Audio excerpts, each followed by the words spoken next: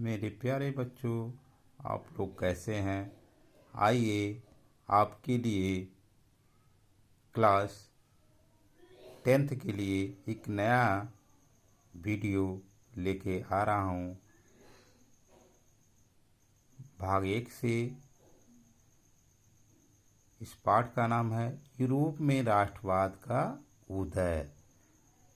Europe में राष्ट्रवाद का उदय। यूरोप महाद्वीप के अंतर्गत देखा जाए तो राष्ट्रवाद का उदय होने से पहले सबसे प्रमुख तथ्यों पर प्रकाश डालेंगे। यूरोप के अधीन 19वीं शताब्दी के दौरान देखा जाए तो राष्ट्रवाद एक शक्ति के रूप में उभरा, जिसमें फ्रांसीसी क्रांति ने पुराने राजशाही आदेश पर सवाल उठाया और फ्रांसीसी क्रांति ने एक नया फ्रांसीसी ध्वज जैसा विचार भी दिया। अर्थात आपको ऑलरेडी पता होगा।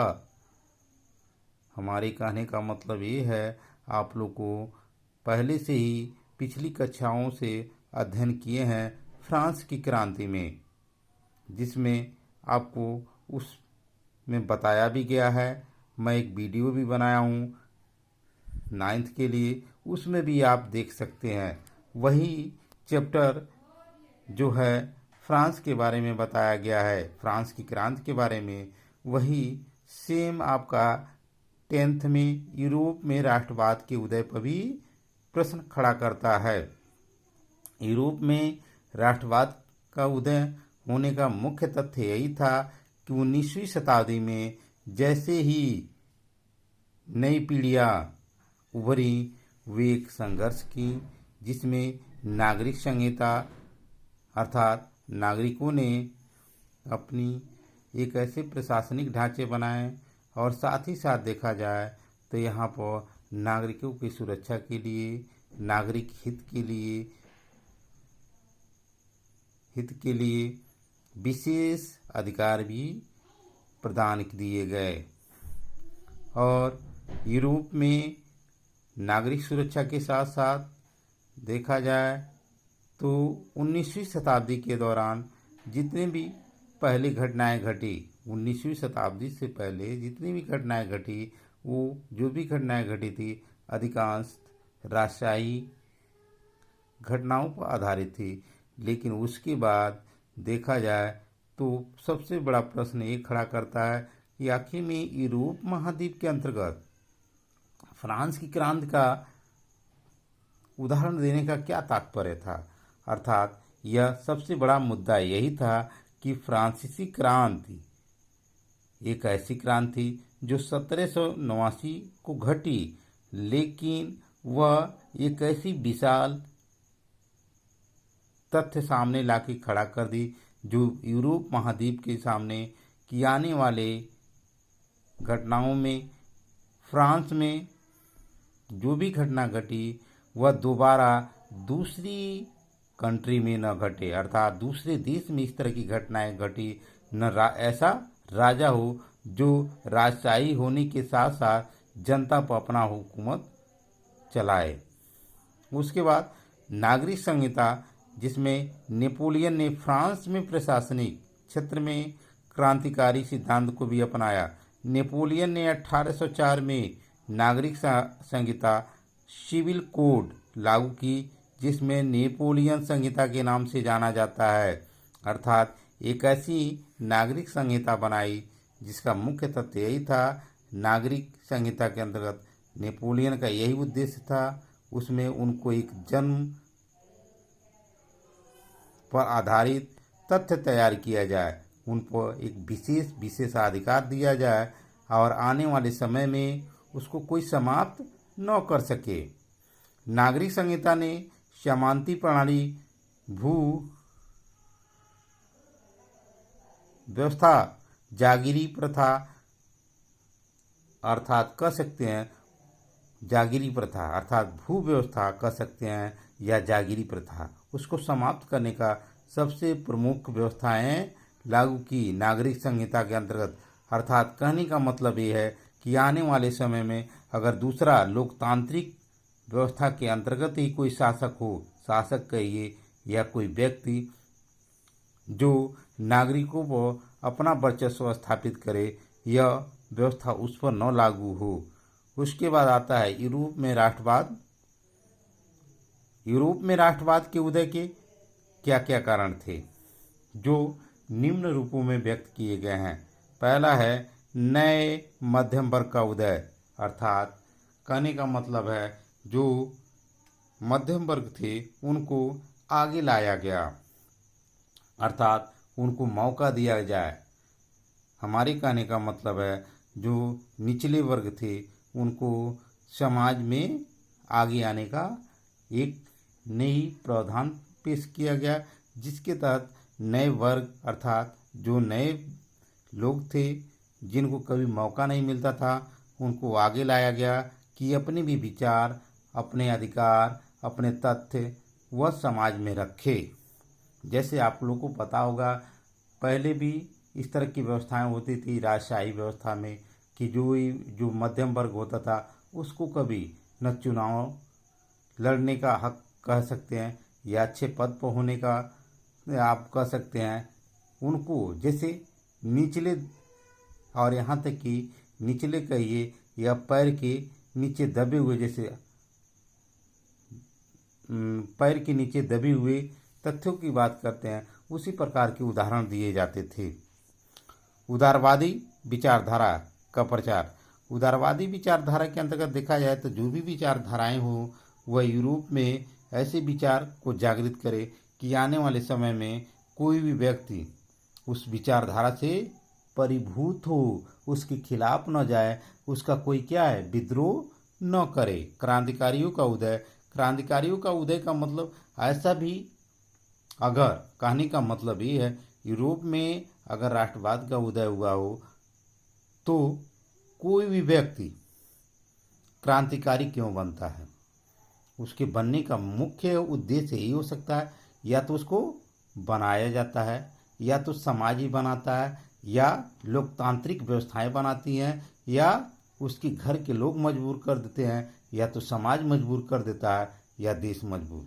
लेकिन हमारा तथ्य यही है कि क्रांतिकारियों का उदय का मतलब ये है यूरोप में अगर राष्ट्र के हित के लिए बात किया जाए तो आने वाले समय की बात किया जाए तो कोई भी ऐसा व्यक्ति न हो जो अपने राष्ट्र के हित के लिए ऐसा गलत कदम उठाए।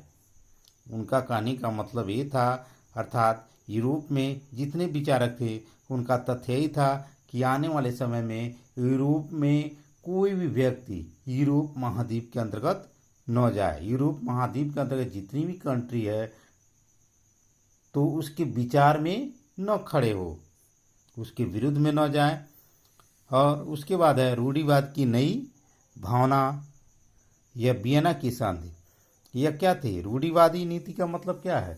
जितने भी रूढ़िवादी का मतलब होता है एक दूसरे को क्या अवहेलना करना, जैसे ऊंच नीच की भावनाएं, जात पात की भावनाएं, एक दूसरे को कलह देना अर्थात प्रताड़न करना, ये जितने भी विचारधाराएं थी, यहाँ तक कि यह वियना के अंतर्गत भी बताया गया था, वियना संधि के अंतर्गत ही, कि कोई भी व्यक्ति है तो उसको प्रताड़ित न किया जाए। अगर वह निम्न वर्ग का हो चाहे उच्च वर्ग का हो, उसको अपने राष्ट्र के प्रति उतना ही अधिकार है जितना उच्च वर्ग को है उतना ही निम्न वर्ग को भी है। यह सबसे बड़ा क्या है, वह राष्ट्र हित के लिए यह बात करता है। उसके बाद है उदारवादी राष्ट्र का क्या अर्थ है।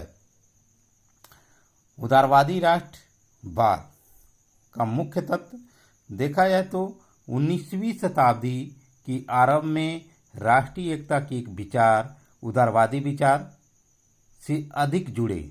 हमारे कहने का मतलब है जैसे जैसे समय आगे चलता गया, एक के बाद देखा जाए दूसरा समय आया, दूसरे के बाद तीसरा, इस तरह समय के परिवर्तन के साथ साथ देखा जाए तो जितने भी व्यक्ति हुए वे अपने अपने विचारों को समाज के सामने रखे, देश के सामने रखे, अपने परिवार के सामने रखे और पुराने जो विचारधाराएं थे उसका भी अवलोकन किए। 19वीं शताब्दी के आरंभ में देखा जाए तो सबसे पहले सभी व्यक्ति राष्ट्रीय एकता अर्थात राष्ट्र की एकता को जोड़ने का प्रयत्न किए।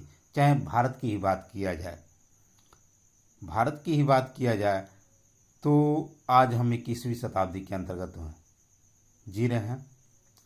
आज देखा जाए कितनी पब्लिक है जो अपने समाज के प्रति, अपने देश के प्रति, अपने यहाँ तक कि राष्ट्रीयता के बारे में कितनी हित की बात करता है। आज के समाज की बात किया जाए तो वो एक स्वेच्छाचारी, जैसे स्वेच्छाचारी का मतलब है जैसे उसको बस अपने से मतलब है, अपना जीवन कैसे कटे। एक व्यक्ति है जो भूखे है, प्यासे है, वह भले से वो 2 दिन से प्यासे से हो, 2 दिन का खाया हो, ऐसे 100 में लमसम देखा जाए 90%, 100% में 10% व्यक्ति हैं। अर्थात देखा जाए उसी प्रकार उदारवादी राष्ट्रवाद का अर्थ का मतलब ये है कि 19वीं शताब्दी के दौरान देखा जाए तो राष्ट्रीय एकता की विचारधाराएं समाज को एक नई विचारधारा से जोड़ने का प्रयत्न किए कि आने वाली जो समय में जो नई पीढ़ियां हैं, जो नई धरोहर हैं, उनको नया विचार, नया तथ्य, नए मौके दिए जाएं। उदारवाद का अर्थ व्यक्तियों के लिए स्वतंत्रता और कानून की समक्ष समानता का अधिकार था। साथ ही देखा जाए तो फ्रांस में वोट देने और निर्वाचित करने का अधिकार भी विशेष रूप से उनको दिया गया। लेकिन यहाँ पर एक तथ्य खड़ा करता है, धनी वर्गों को ही दिया गया। क्यों? ये भी एक विचार है कि क्या गरीब लोग वोट नहीं देते हैं? गरीब लोग खाना नहीं खाते हैं? गरीब लोग में कोई चुनाव के लिए व्यक्ति नहीं लड़ता है? यह सबसे बड़ा प्रश्न खड़ा करता है। आज भी आप समाज में देखते होंगे। उदारवादी राष्ट्रवाद के अर्थ के अंतर्गत यहाँ पर देखा जाए तो यहाँ पर धनी वर्ग में ही उस समय 19वीं शताब्दी के दौरान एक विशेष अधिकार दिया गया कि जो भी क्या हैं, उच्च वर्ग हैं, उनको चुनाव लड़ने का, चुनाव के साथ साथ चुनाव लड़ने, मताधिकार के बहुमूल्य तथ्य प्राप्त थे।